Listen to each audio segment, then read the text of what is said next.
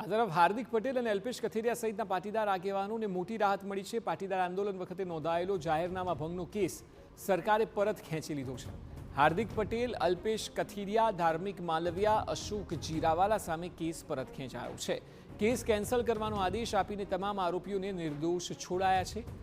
વર્ષ 2018માં સરદાર પટેલની પ્રતિમાને ફુલહાર ચડાવવા જતા જાહેરનામા ભંગનો ગુનો નોંધાયો હતો। કેસ ચલાવવો જાહેર જનતાના હિતમાં ન હોવાને કારણે કોર્ટે આ કેસ બંધ કરવાનો નિર્ણય કર્યો છે।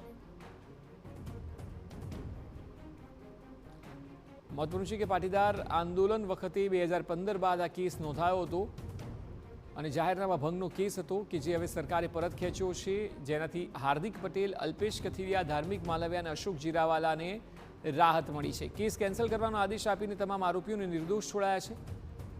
2018માં સરદાર પટેલની પ્રતિમાને ફુલહાર ચડાવવા જતા જાહેરનામા ભંગનો ગુનો નોંધાયો હતો। કેસ ચલાવવો એ જાહેર જનતાના હિતમાં નથી, તેને કારણે કોર્ટે આ કેસ બંધ કરવાનો નિર્ણય લીધો છે તેવું હાલ માહિતી સામે આવી રહી છે।